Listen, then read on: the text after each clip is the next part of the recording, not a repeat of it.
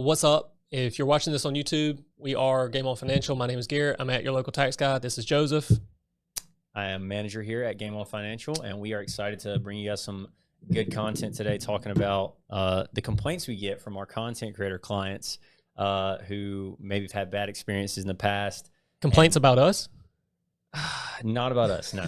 Thankfully, not about us. No, complaints about prior experience, generally speaking, with other accountants. That's the context we're going to give since we are accountants in this industry. We have a few other things to talk about today, too.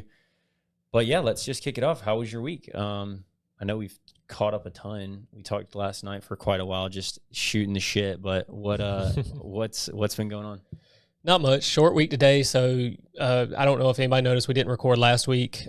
We had technical difficulties. It was completely my fault, and Joseph gave me a hard time about that. But no shooting last week. So last week, but it was good, though, because we got a lot of short-form content. So we had a short release every day this week, which was really nice.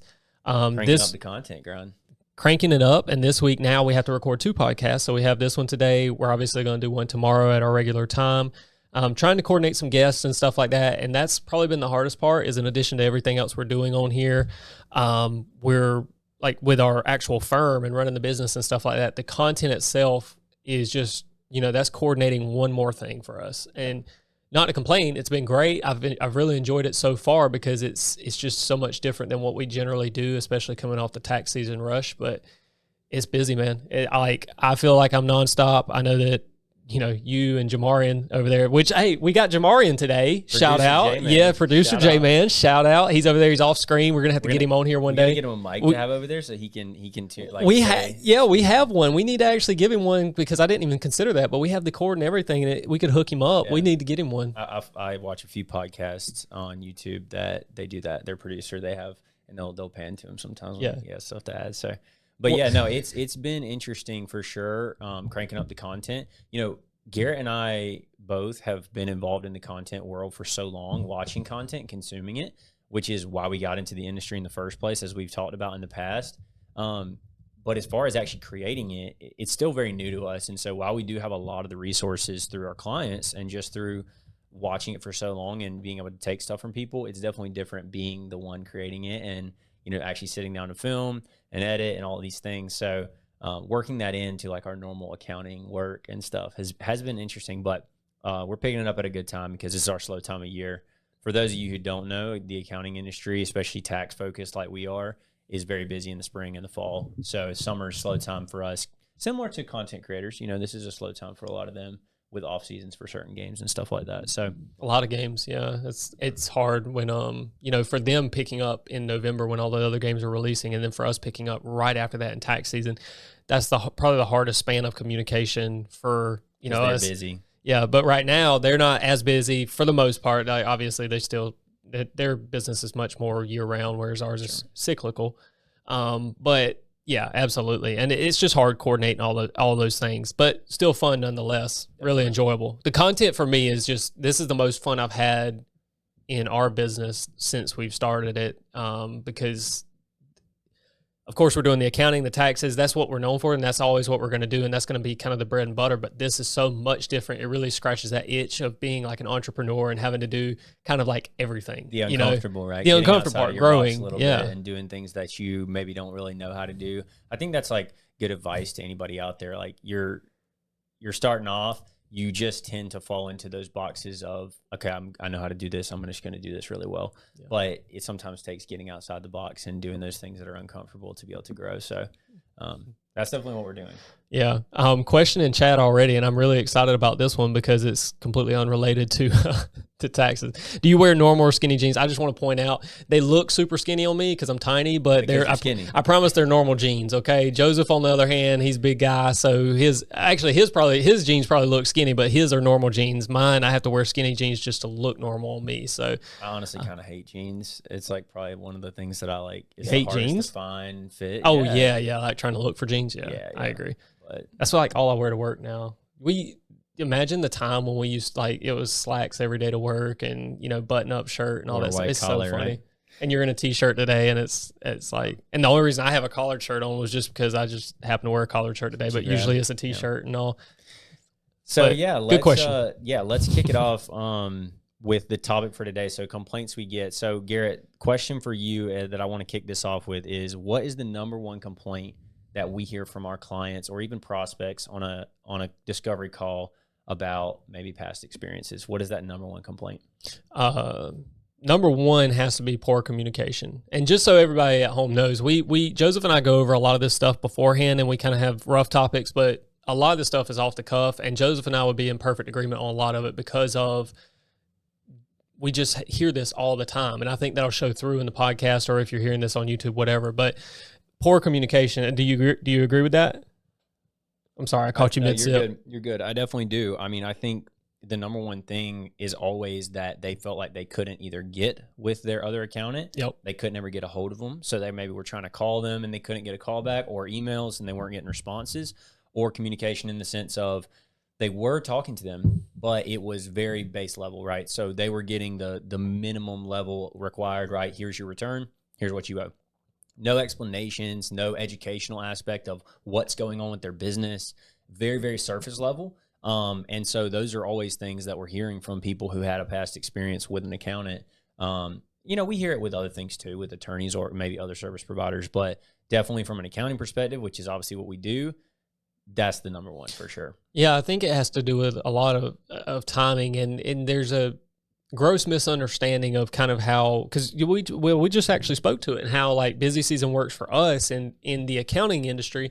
And this has been something we have had to adapt to, and I think that's what kind of sets us apart. But in tax season, we're so busy that it's hard to get a hold of us, because as accountants, it's hard to get a hold of our accountants or your accountant, because we're just busy, like nonstop, like going crazy. Well, then when that ends, I would say 80% of accountants crash after that point, and it's hard to get a hold of them because they're probably taking vacation and whatnot, but they're also literally trying to avoid client work at that time. They're just trying to burn out. They're trying to, and catching up on what they missed during tax season. And so now you have another, like it could extend through July. And so you're talking like from April 15th all the way through July before your accountant gets back on their feet, and you're like, I can't get a hold of you during busy season. I can't get a hold of you after it. Mm-hmm. And then what do we always run into? July ends, we're going into August. As accountants, what do we run into then? We run into our extension deadlines. Right. And so now we're busy again, and that's not an excuse for accountants by any means, but I'm saying that's why it happens. So anytime anybody's ever having a hard time getting a hold of their accountant, that's why. That's exactly why it's happening, is they're super busy, then they're burned out, then they pick up again, but by the time they know it, is the next year, and we're right back into busy season. And that negative cycle has done so much harm to the accounting industry, because I think truly gives it a bad rap. It gives it a bad rap. Clients look at us and they're like, they're always looking for accountants, because they're like, my last accountant would never talk with me. And then they come to find out like no accountant will ever talk with them. Yeah. It has nothing to do with them or their business, and their business is very important, but it's just so hard. It's just the structure and the model. Yeah. It's bad. Yeah. And we're going to talk about here in a little bit, as we get into it a little bit more, about kind of what we're doing to set ourselves apart from that, because being that we are young, we've worked in that industry in a more traditional firm. We kind of know that that's what people think. Then we hear it from clients every day. So we're really going to try to make an effort to kind of not fall into that realm. And we'll talk a little bit about, here in a minute, about how we're doing that differently. Yeah. It's really difficult, because it's a trap that you get yourself into. And even when we start discussing pricing, this falls into that category for accountants specifically. But you get in that trap, and it's very hard as an accountant to get out. And I think, thankfully, we'll transition in a second to how we do it different. But thankfully, we started different. Rather than trying to fix it after the fact. Because you get to a point where you really can't. I mean, a lot of the more traditional firms are just at that point where doing that and overhauling that would actually cost them, surprisingly, it sounds crazy, but it would cost them a ton in revenue, because they would have to eventually do what we always talk about, which is just say no. Mm-hmm. You'd have to say no to so many clients at one point, and a lot of clients would leave because of that. Right. That would be beneficial in the long term, but in the short term, it would be very painful. And I don't think accountants just don't do it. Yeah. They just won't. And, people get caught in their ways, and people don't like change. And so we're actually going to talk about, I want to ask you this question that might lead us kind of into why that is. So talk me through, what is it going to be like if I'm someone off the street, I start creating, we'll keep the content creation perspective. What is it going to be like if I create content, that's what I do for a living and make my money, and I go to a traditional accounting firm for help. Talk me through that experience. Being that we've been at a traditional firm, you know what that looks like. What is it going to be like if I just walk up and say I need my taxes done? How is that going to work? Yeah, it's a good question. I think it keeps it relevant to obviously the content creator specifically, because you're talking about a younger crowd. In a more traditional firm, you're going to be dealing with older people. So first thing that's going to happen is you're probably going to use Google or something like that. You would be lucky to find your traditional account. You would be lucky to find them in the first place, because the websites are poorly maintained. There's no outdated. Like actual information. It's outdated and it looks terrible. And then when you go to the website, there's nothing relatable, because if they have pictures, it's probably like just the partners or something. Headshots and like super formalized, like the suit and everything, which there's nothing wrong with that necessarily, but it just doesn't speak to, as you're the content creator, it doesn't speak to you, right? You're like, it's just already... The vibe's off. Yeah, the vibe's off. Yeah, that's the best way to say it. The vibe is off. And so when you go online and maybe you find a place. So you go, you show up, you probably called, but you didn't get a response, first and foremost, like we just talked about that. So, because nobody's seeing you or whatever, depending on when you're calling. You walk in. If you're doing this during tax season, you've already messed up. You've waited too long. And that's at any firm. That's not just traditional. But if you wait till tax season, that's a no-go. If it's during the summer or some off season, you walk in, you're going to be sent through the ringer as far as like, you're going to be, you're lucky if you get like a manager. You're probably going to speak with some low-level staff, because none of the partners are going to make the time to see you. When they do talk with you, if you manage to get that far, they're going to be so confused by what you do. Like knowing a traditional firm and who runs those firms. And if, we can be frank, it's going to be old people. And they're going to be at the top. And when they sit down, they're going to be like, you play video games for a living? And it's funny because I don't know if it was Repulse or Joe who started it, but Joe, one of them was tweeting about it. Like basically when they talk with a professional in general, I think he was talking about a car salesman, but when Joe was talking about it had to be Joe. When he was talking about what he did for a living, he joked about the response, because it's like, wait, you do what for a living? You play video games for a living? That usual response. That magnified by like 10 at a traditional firm, right? It's so much worse than that. And you're like you said, the vibe is just going to be off. Like you already got the bad vibe from the website. When you walk into the building, probably bad vibes there. I mean, if you get a really professional firm that has a nice building, especially like one of the big fours, then that may be different. But if you get an old school firm and there's like paper boxes everywhere, I mean, that's a nightmare. And then you speak with some old accountant who just doesn't understand what you're doing. That like the vibe is off at every step of the way, and it's just no traditionally fun. Then too, you're probably, even if you do go through all that and the process feels okay, then you're probably going to be told, okay, we'll be in touch with you soon. And then what is soon? What is soon? Time, right? It's a super subjective topic, because it's like, okay, now is that 2 weeks? Maybe you're a creator. You're thinking like, okay, I'm gonna get my taxes done on time because I brought it in during tax season. No, you came in mid-tax season. They have all their other clients they're going to process first. They're going to work on first and prioritize. You may be getting extended and getting worked on 6 months from now, and you're thinking they're not handling your stuff. And then after all that, maybe they do finally get it done, and you're just ready to be done with it, and they slap you with a huge bill that you did not know what was coming for. It's going to be an hourly rate that's just made up, and then you're going to be you're probably going to owe taxes because you're a content creator, and you probably have self-employment tax. And you're going to owe this CPA firm a boatload of money that you really didn't know was coming. Yeah, and you can speak to this too, because this is something you and I have talked about so much when it comes to just business in general. You as a content creator, you're going to come to, let's assume I'm the accountant here, you're going to come to me and say, okay, well, if we get through all of that you just mentioned, you're going to say like, okay, what is that going to cost? Roundabout, right? And you're going to try and be as lenient as possible and say like, just ballpark it for me. And they're not going to be able to tell you. Like they're going to say, simple return, maybe like $500, and you're going to get the bill and it's going to be $1,250, and you're going to be like what happened? What happened? And you're going to be like, well, it took us a lot longer, I was about to say, or it took us less time than we thought, but that will never happen. If you go to an accountant and they bill by the hour, it will never take less time than they say at the outset. I can promise you that. There will never be a situation. But to your point, it's just going to be hard to get a straight answer. No, yeah, and they're going to talk around it just like any salesperson would do. And it's one of the things that we're going to talk about here in a minute with pricing and how we do billing here that we really strive to be different on, because we don't appreciate how they do things. And when it's not what I would want to hear. When we say they, we're talking about just traditional accounting firms. Not every firm's like this, and there's a lot of firms that have changed these things up because of complaints. Maybe they have younger people that have moved up and are in leadership positions. But we're talking about kind of old school traditional firms here. So anyways, we've probably harped on that enough, but that process that we just discussed, we've had plenty of clients and creators come to us that basically said that's exactly what happened with them. We've had creators come to us that their return was getting filed late with no notice. They were getting notices from the IRS saying, yeah, your return's late and behind, and they didn't know why. They couldn't get a hold of their other accountant. So we've heard some horror stories for sure. Yeah, I don't like the fact, because I think ultimately, the standard for which we do the work should be recognized. The sad thing is, and what I don't like about this is, honestly, just by being relatable, we'll win a lot of sales that have nothing to do with our skills or our intelligence or how hard we work, because on the back end, we are doing all those things.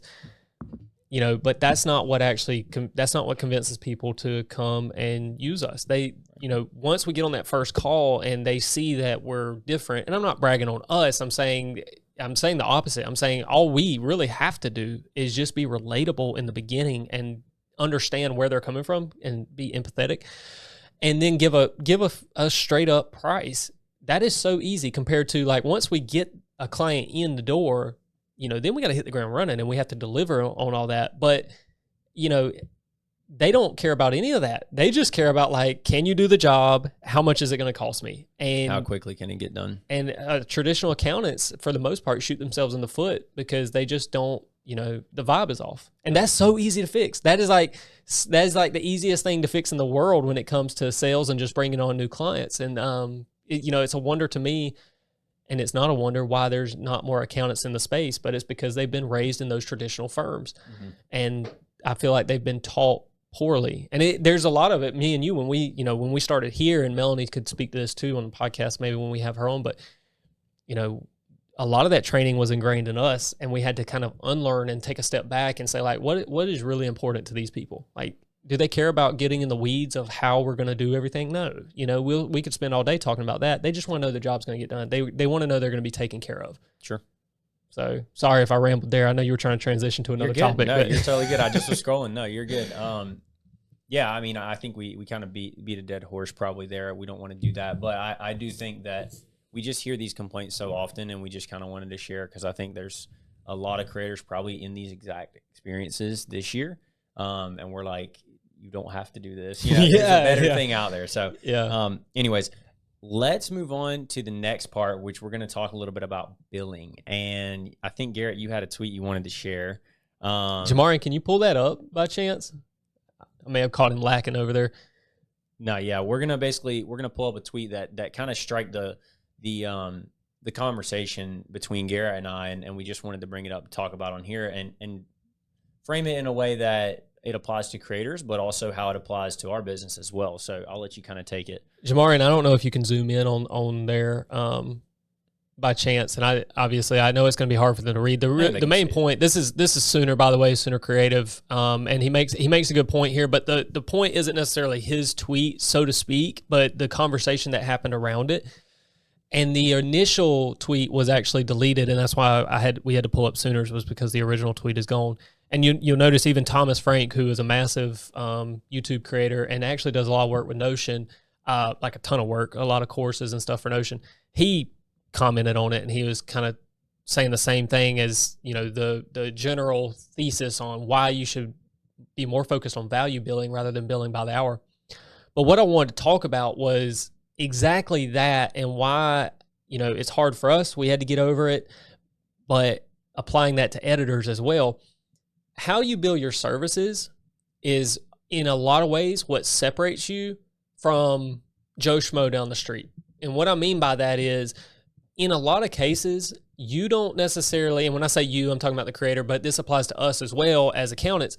We don't do work that is just so much better than the accounting firm down the street.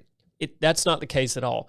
the reason we get better clients, we get to work with the people we want to work with, and the reason we get to just honestly run this type of firm and be more creative with how we do things is because we charge more. And it sounds almost paradoxical, but we charge more because that buys us time and allows us to do better work.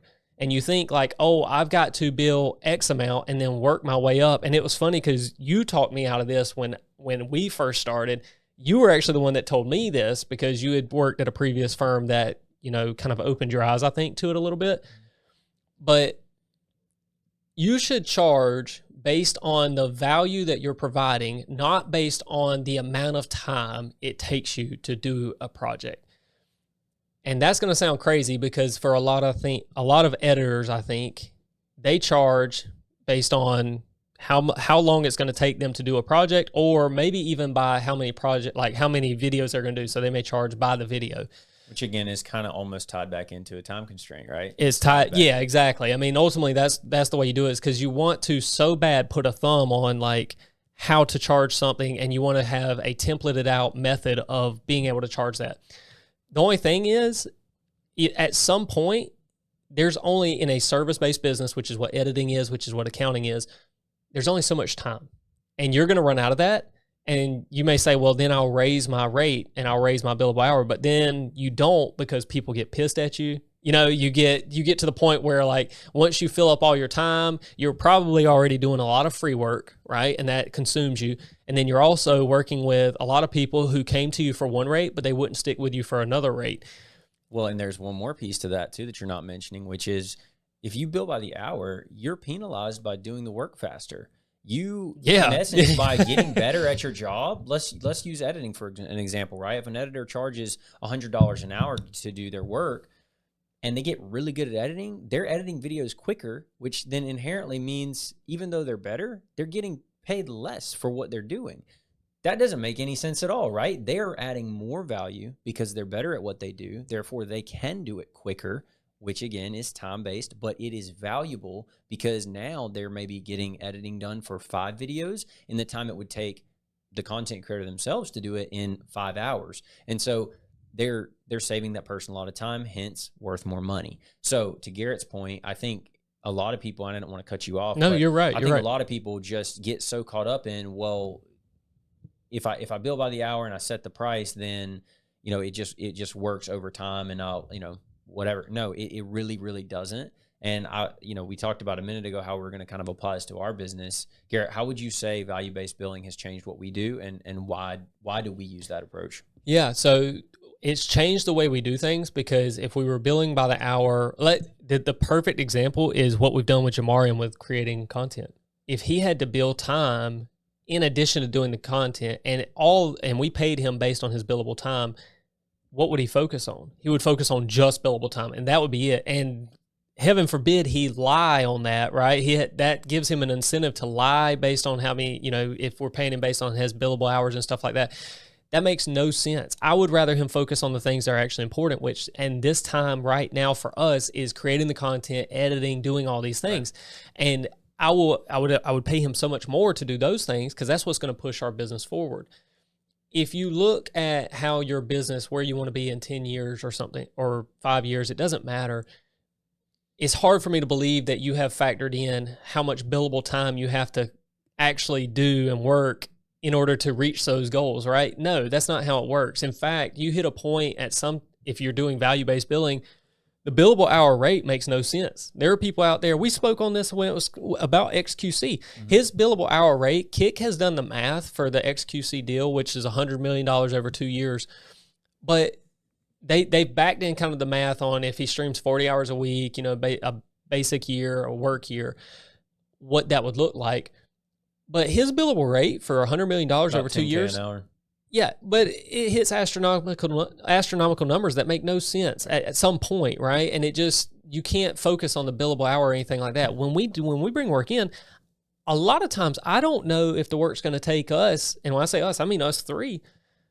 Between all of us, it may take us 2 days, it may take us 2 hours. I don't always know that, But I do know on average we will win based on the value that we're providing. If I can promise a client, say, look, I don't know how long it's going to take because I genuinely don't. I'm better at estimating now than I was when I was younger, but I can say I can get you this outcome. I don't know how long it'll take, 2 days, 2 weeks, I don't know, but I can get you this outcome. Would you pay for that?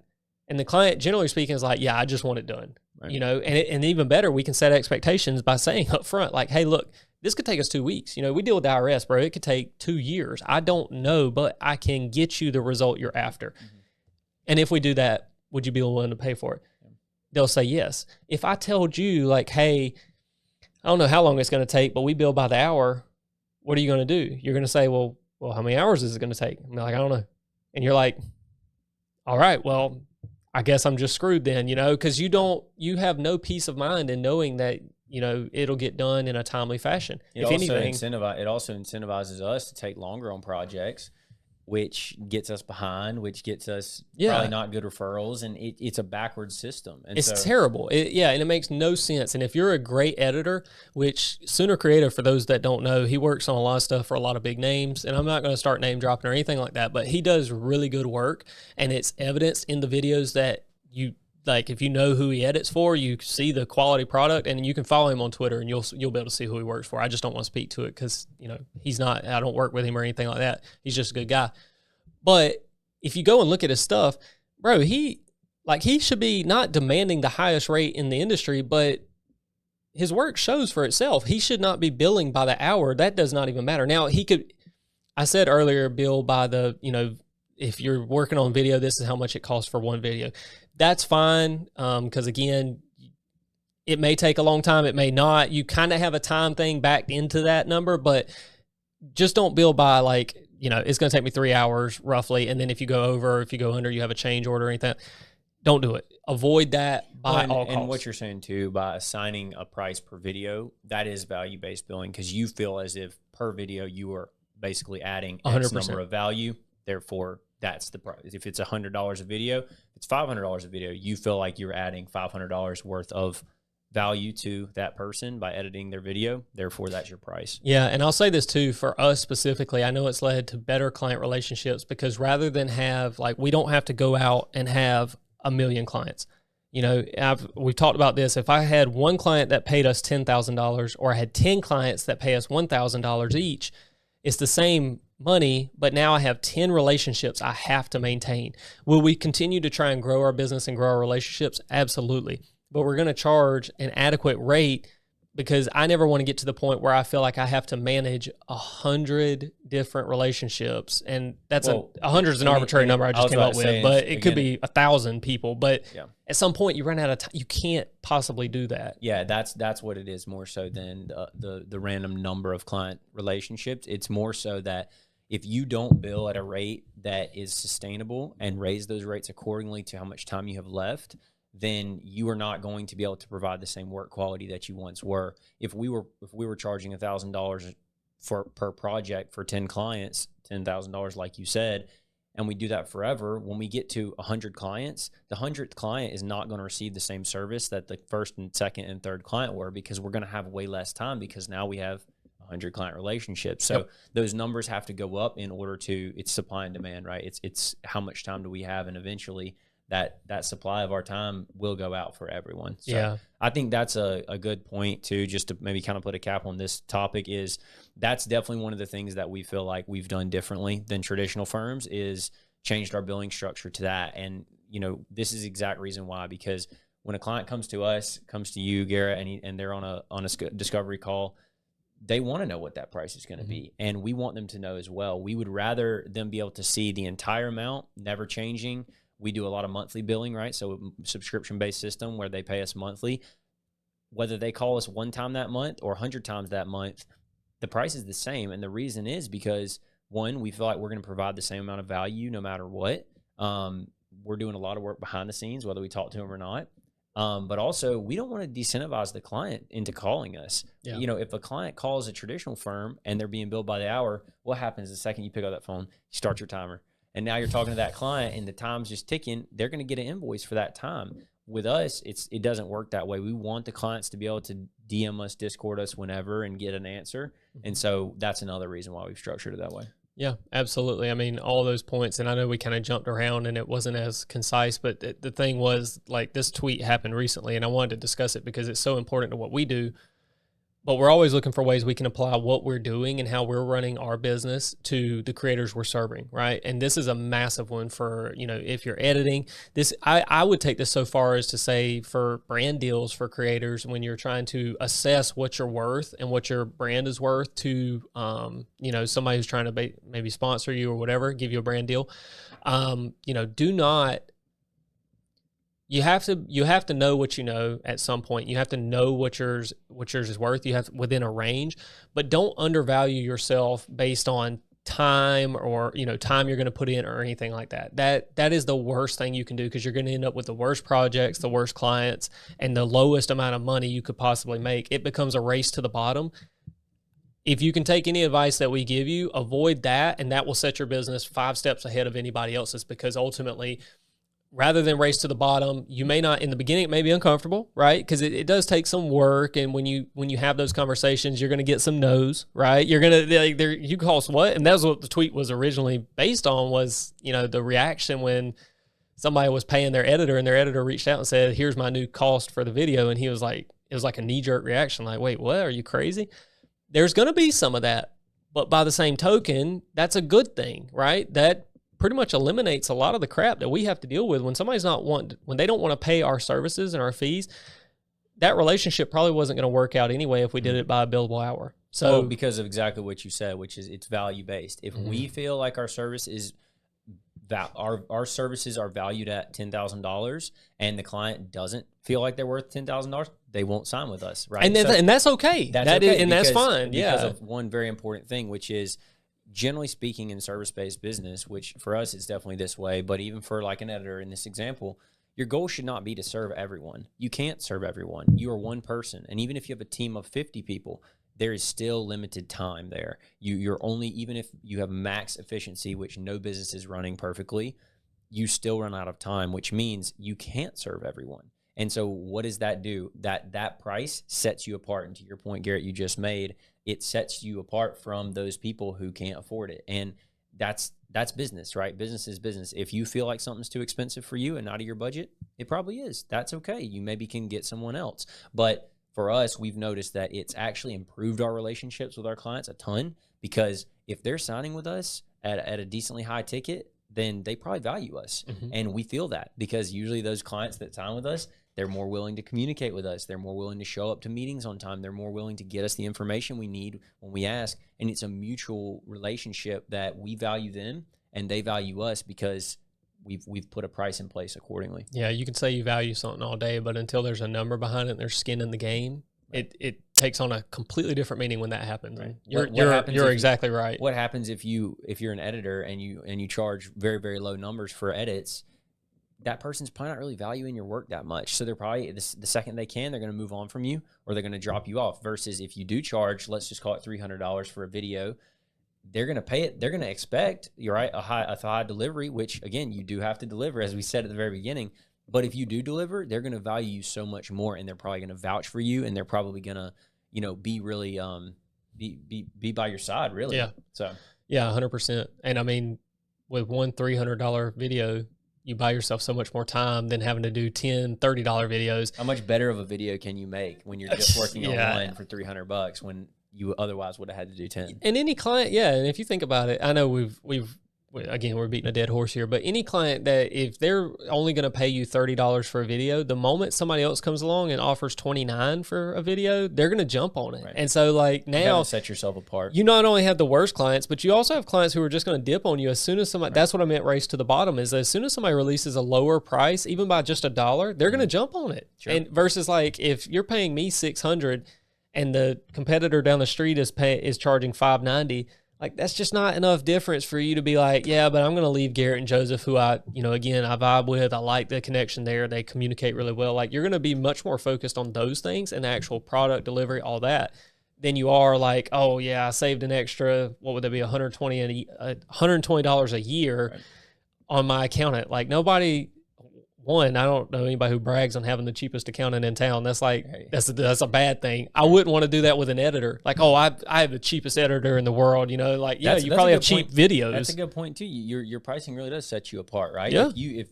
If someone DMs you for editing services and you tell them we're going to use the same arbitrary number of $300 for a video, and that seems high to them, what does that also tell them? It also tells them you might be pretty damn good, right? Like if that's a high number, 100%. Then they might be saying, wow, that seems like a lot, and it might not work. It may be out of your budget, but the point, or out of their budget. But the point is, now you've assigned value with yourself by that price, and that's what we're trying to hint at. So we have kind of beat that one, but it's something that we feel very passionately about because we've seen it work and we've seen how it applies. So yeah, if you guys have any questions about that, please drop comments. We'd love to talk more about it.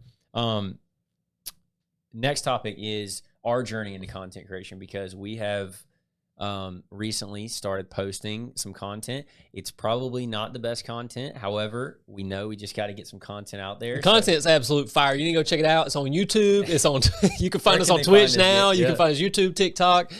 We need to put some on Instagram. Yeah, the content's great. Go check it out. But yeah, so we're definitely cranking that up. And again, like we talked about at the beginning, it's been really cool because we kind of had a shift in, like, while we are still keeping up books in the background, we are still working on some tax situations. We're doing the accounting work. We've shifted a big portion of our time into content and being active on socials and doing that stuff. And so we're just going to talk a little about our journey through that. And so, Garrett, my question to you would be, kind of what was our plan coming into this? Why are we doing it? And I guess how do we come to this plan of making long form, short form content and being active on socials? How did this all kind of develop? We realized that in order to scale our business from, 1 to 10 to 100 to 1,000, if we're going to, exponentially grow our business, it's not going to happen with one-to-one services. We're going to continue doing that. Obviously, that is, like I said earlier in the podcast, bread and butter. But we realized that producing content that is one-to-many and that gets eyes on our firm and what we're doing, and, because genuinely we are trying to, I would say, do things differently. We're trying to do the accounting work, but we're trying to do it in a much more relatable way where people enjoy the experience, rather than it's like, oh God, I gotta go talk to my accountant, this and that. If we're going to do that, we have to get brand awareness. And the only way to do that is by producing the content, which ironically, we should have already been doing anyway, because the people that we service are doing it. And for us to truly say like we're in the industry, I feel like we should be in the industry. We should be producing the same content that I'm not going to say criticize. We don't criticize our clients' content, but we speak to it. Mm-hmm. And of course, most of anything that we say deals more with the back office stuff and the back end. And so we do have the credibility to speak to that. But still, in order to maintain that relatableness, if that's a word, that we claim, we have to be producing content. Yeah, it's funny. We had a conversation. It's honestly coming up on a year ago. It was probably last September. Me and Garrett sat down when it was pretty much just me and Garrett working on Game On stuff. And we basically had a conversation of saying, look, we got to get more active on Twitter. We have to start, working on the brand awareness, exactly what you said. And, mm-hmm. We kind of, for a short stint there, we felt super committed and we were excited and we were talking about filming. And then really we didn't do it. We didn't deliver on the content, and it got busy into the fall. We gained some clients. We were doing client work, then through the holidays and then back into tax season earlier this year. We really just kind of head down, continued accounting, which what we realized coming into this summer is we did a great job of getting the work done.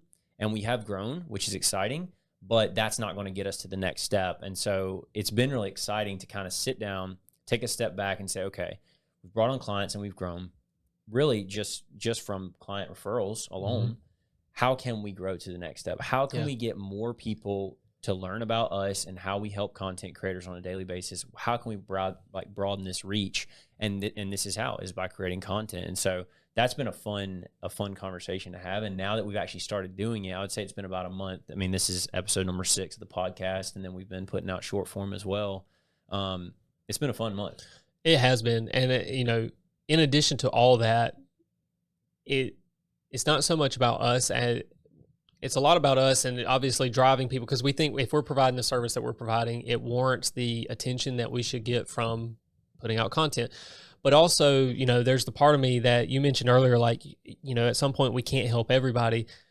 I want to be able to help everybody. we can't do it one-to-one. And so we have to get creative and find ways like, okay, how can we help somebody who can't quite yet afford our services, but could very much use our, our experience, our expertise. How can we help that person? And naturally that's going to be something like a YouTube, a long form content video where maybe it could be a how-to, a walkthrough guide, whatever. And if we do those things, we can give our experience and our practical experiences and our expertise, but do it in a way that doesn't cost them anything. Right. And now, there's a little bit more on their end that they have to do because, if we're not doing it for you, we're not charging you, you do have to do it, right? You got to log into TurboTax. You got to, maybe set up your own QuickBooks, so on and so forth. How much free information can we give them? How much free information? That's exactly it. Is how much free information can we put out there? Because what we do, is not, these aren't like super big trade secrets. Like if I could sit down with any of our creators, I would tell them exactly how we do it. A lot of it's pretty... it's not complex at all. It's not. Simple. It's really not. And what people pay us to do a lot of times is something that they could very easily do with some training, but they just don't have the time, nor do they want to. And to, my proposal to somebody who doesn't want to pay for our services is, I will teach you everything I know.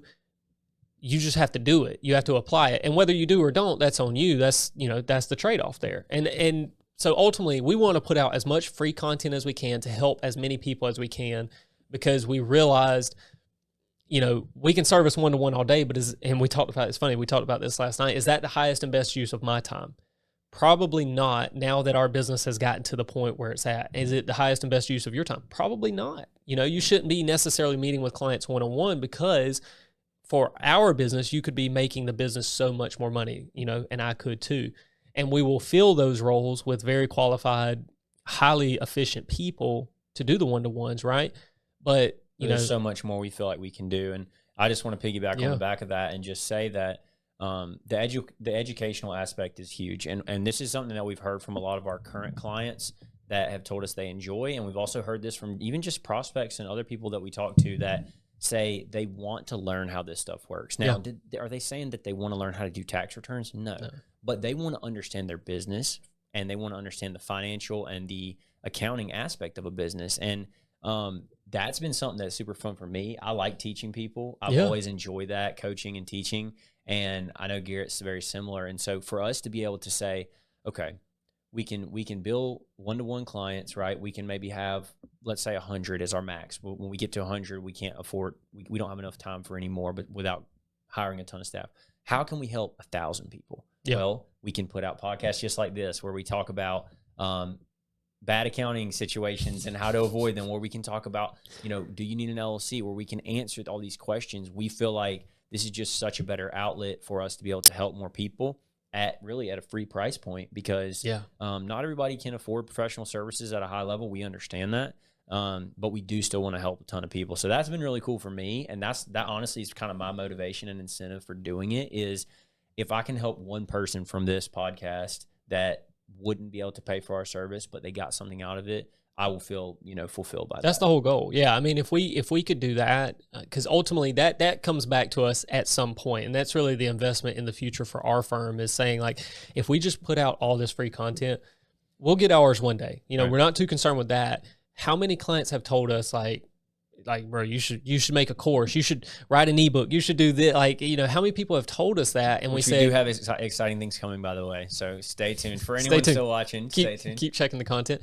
But yeah, we've been told this over and over, and we've never had to. And this is a luxury. This is, truly a blessing to us, is we've never had to, because we have had clients just continuously coming in, and we could stay at this level for the rest of, our time here, and we'd be great. We'd be fine. We'd be comfortable, and that's awesome.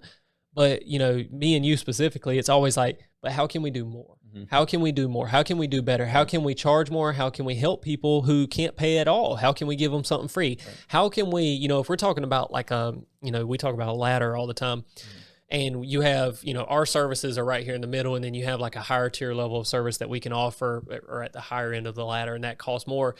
We don't go backwards and say, well, what can we do? What can we put out there where people don't have to pay us anything? They can just get the content. And yes, I mean, there's some trade-off there. Like, naturally, we can't afford to sit down and have one-to-ones with everybody, but we can sit down and make a video. And yeah, and what you're talking about is like pretty basic like business knowledge of just like who are your qualified buyers, right? Who's your funnel? Who are you selling to? And we just feel like because we are pretty new at it, the business is only a couple years old right now. We feel like our funnel is pretty narrow, and our qualified buyers are a pretty select group of people, and we don't want that. We want to be able to service creators at every level. We want to be able to help creators at every level. And while we might not be able to make the proposal work, if the billing is just off, whatever, we want to be able to send them to our YouTube channel, to these different platforms, and say, hey, look, we do have these other things that maybe could help you, and educate them on that, because we do feel like we have a lot of value to provide, especially for maybe some small creators who are really just trying to get on their feet and they don't have thousands of dollars to spend on an accountant or an attorney or whatever. Yeah. I like, I watched a lot of Alex Hormozy content. I know you have too. I like how he starts his videos. Like he says, I own acquisition.com and all that. I have nothing to sell you. And I like that because there's a genuineness to it. And I think it applies to us is, like I said, if we didn't do the content at all, we would be fine because, and you mentioned this earlier, a lot of our business comes from referrals. That's awesome. Do we expect that one day a lot of our content will drive business our way? Yeah, absolutely. I just don't see a world where that doesn't happen. But it's not necessarily, the driving force is like, truly, we don't have anything to sell you. Like, we just want to help. If you find, if you like the content, obviously like and subscribe. But by liking and subscribing, that's free. It doesn't cost you anything. And now you've supported us and helped us grow. And maybe somebody, you mentioned that one person that couldn't afford our services right now, they see this video and it helps them. Like that, your interaction, your engagement with that video maybe drives it to that person, and they get this, the benefit of seeing it. Sure. And that's the goal, is like, how many eyes can we get on this product?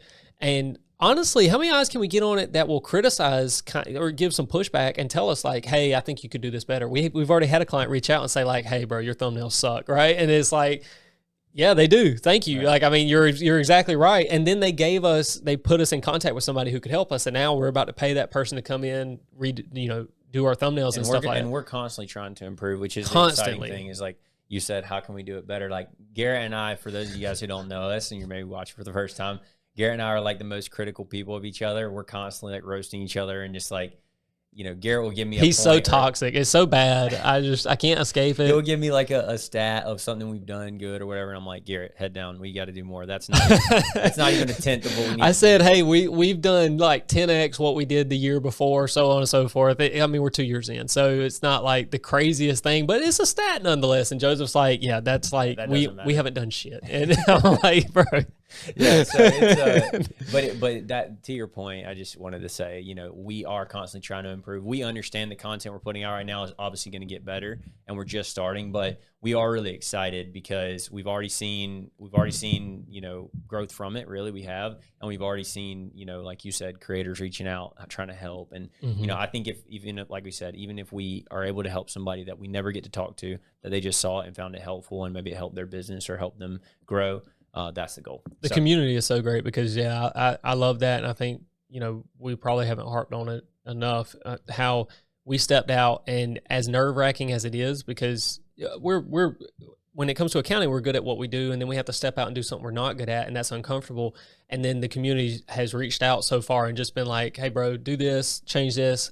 Like, here's where we can help here. We've got positive feedback too, We have, but this, in my opinion, this is positive feedback. Like, they do it genuinely, like saying like, this is awesome. I'm so glad you're like making content now. Yeah. Let's take it to the next level. And me and you being that type of person, like, hell yeah, let's take it to the next level. Like, absolutely. And that's just been so fun because there's nothing worse than getting, we put out all this content and there's no views, no interaction, no engagement. Nobody even knows we exist. And it's like that would be awful, right? But we have had clients reach out and say, like, not even just clients, just, people that we've talked to just from being in the community. And that's so much fun. Like, because it's new, and it's like, now that we can allow ourselves to be uncomfortable doing something, it actually is a lot of fun because like, we could do the accounting all day. It's what we do all day. And it's like, okay, we can do this, and it's low hanging fruit for us. The content's not. It's hard. Like, it's hard to do, and it's uncomfortable. Since you're harping on the challenges, what would you say has been the biggest struggle since shifting to content, or like just getting into content creation? Maintaining consistency. I mean, the accounting's easy because I've been able to, set a routine and a schedule, especially during tax season. You think it's straight chaos, and it's not actually. It's regimented. Like I come in, I know what I'm doing at all times, and it's on my calendar. My wife even knows my calendar. So like if we're trying to schedule appointments and time with the family, she knows like what's going on. But then after tax season, it falls off because then it's just odd projects, clearing up things that aren't like run of the mill ordinary tasks.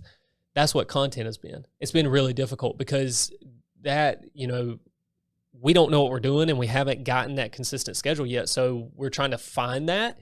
That's been the discomfort, right? Is trying to get to a point where I know every day at this time I'm recording. I have to have topics. When we come up with podcast topics, I said at the beginning, we don't really talk through them that much because we've kind of gotten comfortable with it now, but we still have to have topics in general.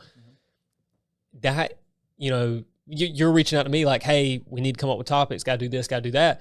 I'm like, all right, that's great.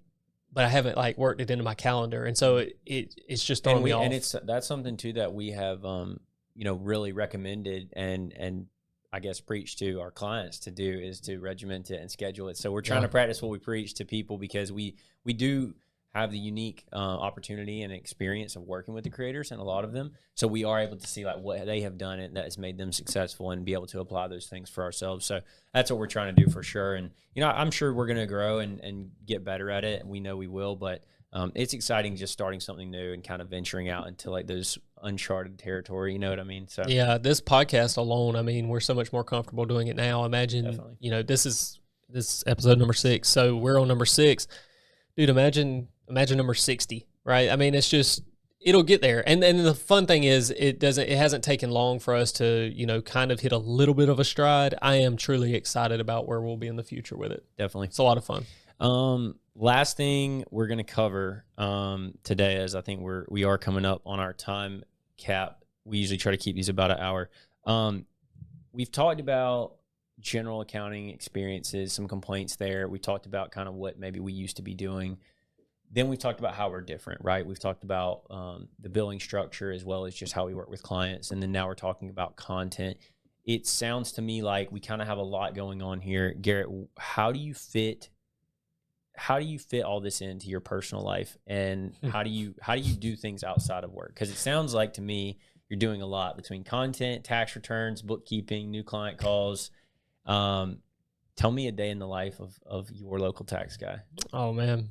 Well, right now they all look a little bit different. I just spoke to that. During tax season, it is regimented, but man, with the content and all, it's hard. It's, and I don't want to I'm not complaining about it. I think it's a truly a blessing, but man, I have a 2-year-old daughter, you and I try to fit in gym time. And so from a personal standpoint, we got to have some time for Diablo, right? Diablo, man, dude. Yeah. Dude, I didn't even think about that. Like, it's just hard. I feel like I'm like nonstop being pulled in a million different directions. And I think, a lot of our content creators can speak to that. But genuinely, I feel like I'm running 2 businesses right now because we have the tax returns and stuff like that. But now we have content. And that, if you're doing it right, it's like a media production company. It is not easy by any means. And I think truly that's why people, they want to go live. They just want to hit go live and stream 8 hours because it's much easier than sitting down, scripting out a YouTube video, walking through all that. Right. That it is hard. And it's especially hard if you're uncomfortable doing it like, you and I are. I could see where like we could build in some efficiencies and make it easier. But right now, man, my life is crazy. Like in a good way. I love it. I enjoy the rush of it. I'm waiting for that burnout where I just hit like, man, my mind is like mush right now. Mm-hmm. I can't think straight. But right now I'm just one day at a time. The weekdays are crazy. On the weekends, I take a little bit of time with family because it's summertime.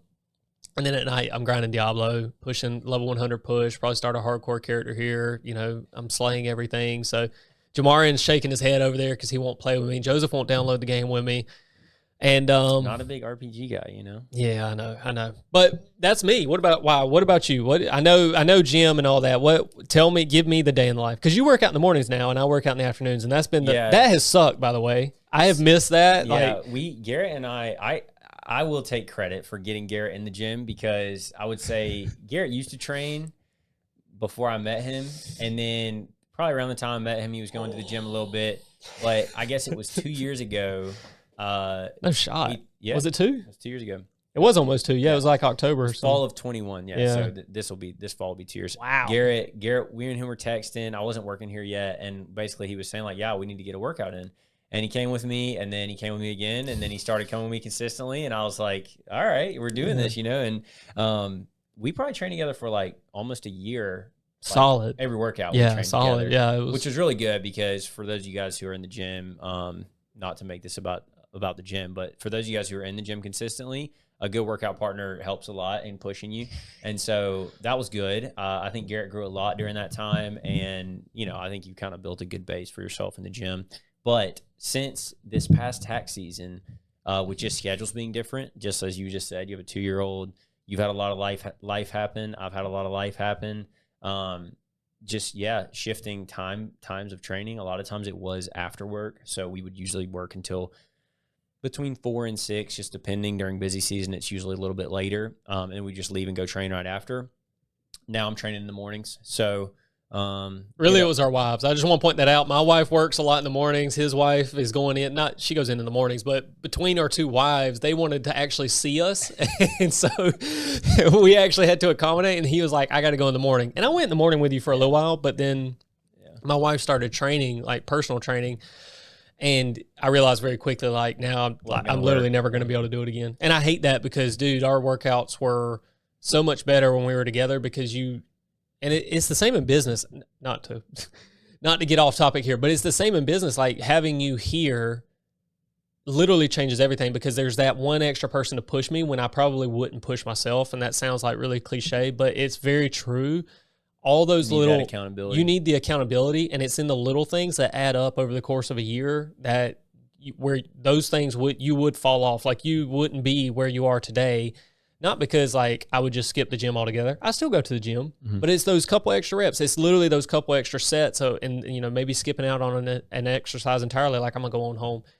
That means something. And having you here and then having you at the gym, like, bro, it felt good, and I feel like I took it for granted now, being able to rely on that. You know what I mean? Yeah, I agree. And I would definitely say to anybody out there who's like, maybe they're in the gym or they're inconsistent, like just finding a good workout partner can make a difference, which is tough to find one that trains similar to you and has similar goals, because that's a lot of time what it's about. But I think aligning goals with somebody, even if it is in your work or the gym specifically, it definitely helps a lot. But yeah, my daily routine is wake up, gym, usually around 7:30, and I'm in the office by 9:30.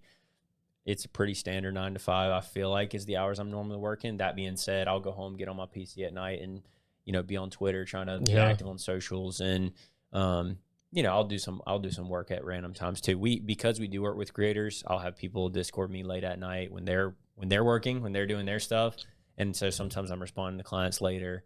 And then usually I got 2 golden retrievers, so go home, hang out with the dogs, usually take them for a walk at night, see the wife for a minute, and then I'm gaming. Yep, that's right. It's usually COD, been Apex recently, but ironically, it was nice when it was regimented during tax season because we were playing a lot of ranked Call of Duty, and I felt like we hit a stride there where, we were working out, we were working, and then we were playing Call of Duty, and we were, playing ranked, playing all that. It's not that we could play like all the time, but it was pretty consistent, and that was nice. Yeah, we had a routine. And again, this was during a time when our business was just growing crazy, but we had set such great processes in place that even growing, it wasn't taking up that much more additional time. And so that was a really good time frame for us, for our business. I feel like I grew a lot during that time, in the gym. So yeah, it's cool getting to kind of navigate the flexibility of it. This job and being here with you at Game On, like I definitely am a lot more flexible with what I get to do and my responsibilities. We have a pretty open concept here of just get your shit done. That's pretty much it. And so Garrett knows that I'm going to keep him accountable if he's not getting something done, even though he's the boss. He still has to answer to me. Always. And vice versa. Obviously, if I'm not getting my stuff done, he's gonna say something to me too. And so it's more of just get it done when you get it done. So, some days I'll go train at 4 in the afternoon with you. We did this the other day. Yeah. Some days, don't come in until a little bit later, but that's been really nice having just the flexibility. And our clients are pretty understanding and pretty cool. Going back to the value-based billing, when you set that standard and you deliver, you get a lot more flexibility. Well, yeah, wrapping full circle, before we wrap up the whole thing, but going full circle to a traditional firm, we would have never been able, like, that was not happening. Like, we were working, it wasn't 9 to 5. It was like 5 to 9. It was like you work 9 to 5 and then you take a 2-hour break and then you're back and you work until, 9, 10, 11 o'clock at night. And it was, there was no time. And now, I think we've taken the best of those accounting firms. We took the best from, the stuff we picked up for the gym. We've taken the best from our clients and, content creation. And we're just trying to take all those things and put them together and make them fit our life and what we're trying to do here. And we can constantly get better. We're constantly working on that of ways to improve.